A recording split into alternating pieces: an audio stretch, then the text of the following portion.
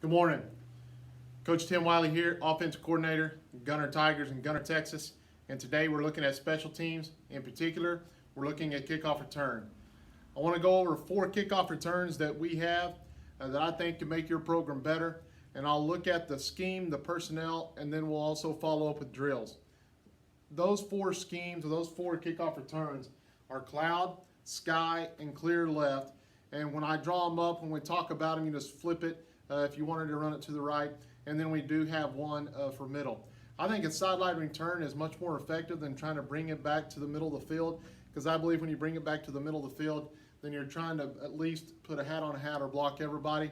And in this concept, yes, we are trying to block most everybody, but I do believe there are some people that are really, because they're on the other half of the field, they really don't come into play unless they're hooked up and keyed up. So without further ado, let's look at cloud left. Cloud left is our sideline return.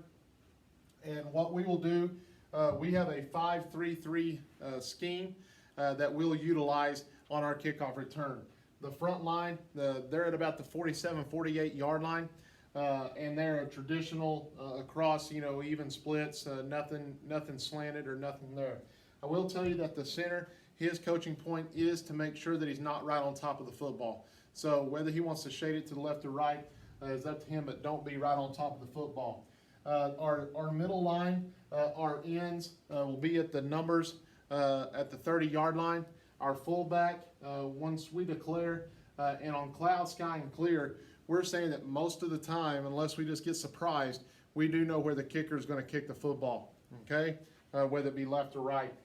So our fullback, he's going to shade to the side that we've called our return to, and he's going to be at the 25-yard line. The back end here, the middle returner, he will shade again to the side of where the football is going to go, and he's going to be at about the 5-yard line. And these are all default settings. Obviously, your spray chart, your scouting report on where the opponent's team kicker is kicking the football will determine where you line up. But our default, these guys will be on the 10-yard line with our middle returner on the 5-yard line. Key coaching point that we teach all of our kids here, and that is the front line has to see the ball kicked. The front line and the middle line must see the ball kicked. And it helps us with defeating and defending any kind of surprise onside. But the front line here, starting with the left tackle, and when we look at the opponent, we count left to right, 1 through 10. We don't count the kicker. And if we know who the safeties are, we don't count the safeties either, okay? But starting with the left tackle here, he's going to drop. And these blocks, these are approximates, but we give them kind of landmarks to kind of work toward. But he's going to drop inside and then work out, and he's going to be blocking number 1. Okay, we tell them that block's going to happen somewhere between the 35 and the 40-yard line. So we're looking here at about the 38-yard line, dropping about 10 yards. All right, the fullback is going to be downhill the entire time, and he's going to be looking to kick out number 2. Okay, kicking out number 2. The left guard, he is going to drop to the top of the numbers, turn inside, and try to wall number 3 toward the inside. The left end is going to come up, and it's very important when I talk about these guys. Notice I talked about the fullback and the end, about them moving upward. We tell our returners that they are always responsible for catching the football. Our fullback and ends never move backwards to catch the football, ever, ever, ever. This end aligned on the 30-yard line. If the ball were to come to the 29-yard line, I would expect this returner to be booking it and coming up there to catch the football. He understands that if the ball is anywhere, if it's at or behind these guys, they don't touch it, okay? And the fullback never catches the football. If the ball were to be in front of the ends, these guys would come catch the football. They'd fair catch it, and we'd take the football 35, 40-yard line, thinking that's pretty good field position there. Okay, but continuing on here. If it is a left return, the center will call his guy out, and in this instance, it is number 5. All right, so he's going to drop to the hash, flip his hips, and try to block number 5. Looking at the other side of the field here, just going in order, we'll skip number 6 for now because that belongs to the off returner. And so number 7, and if you look at the numbers, they kind of marry up here. This end will get all the way across the field, and he's going to turn out on 7. The right guard is going to drop and turn, block number 8. And then we got these 2 guys left. Whichever one is the safety, this tackle would take. So sometimes those safeties will come down the field and then across. Sometimes they'll go now. But wherever this guy goes, his coverage lane, his demeanor down the field would dictate the off tackle's angle. Okay, looking on the back end. Okay, looking on the back end. If we call a left return, then we're expecting the off returner to come across the field and block number 6. And so we feel like the football on a left return will go somewhere, if you draw a line down the middle of the field, somewhere to the left-hand side. So one of these 2 returners is going to catch the football. Whichever one does not catch the football, let's say it's kicked directly to the middle returner. The left returner would come, make sure he catches the football, and then he would lead block up the sideline. That is our cloud left return. Now let's talk about personnel briefly, because I believe it's an important part of what we do and why we do it.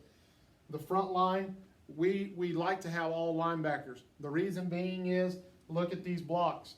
These blocks are based on, if you want to take a linebacker and you tell him, hey, drop hook curl, or he's walling number 2, if you're in a 4-3 scheme with a 2 high safety look, and he's walling number 2, these angles are comparable to that. So we try to use players that are getting indie work in their offense or defensive position that they can then just apply to special teams. When we look at the ends, I like to use tight ends here. And the reason being is these guys are going to have to step up. They're going to have to catch somebody sprinting down the field. They're going to have to be able to absorb a blow and continue to maintain contact. The fullback coming downhill. If you're a fullback in an I team and you're coming through and you're identifying a linebacker to lead on, that's basically what this block here is. Or even in a split back gun team, when you're running outside zone or stretch, and that guy is getting out in space and being able to hook up and block, that's the skill set that applies to this block. Obviously, your most explosive players are your returners, and if you've got 3 that can be dangerous, then obviously it makes it even better. The critical blocks on this return are this block. This off returner, if he doesn't think of himself as a blocker when the ball's not coming to him, this return can suffer. But if he will get after it and understand that this block is absolutely critical, because most of the time, a team may put their gunners at 3 and 8, the fastest, best tacklers. They can make a play or at least make the returner change direction. But then the other 2 positions that tend to make a lot of plays on this are numbers 5 and 6, the 2 guys in the middle. So this off returner blocking on this cloud left return is unbelievably important, and make sure that he gets across the field. That's another key aspect, I believe, to this return.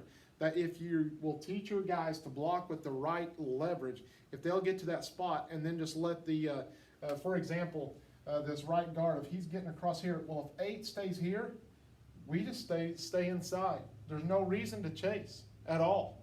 And so we just stay inside and we let him block himself.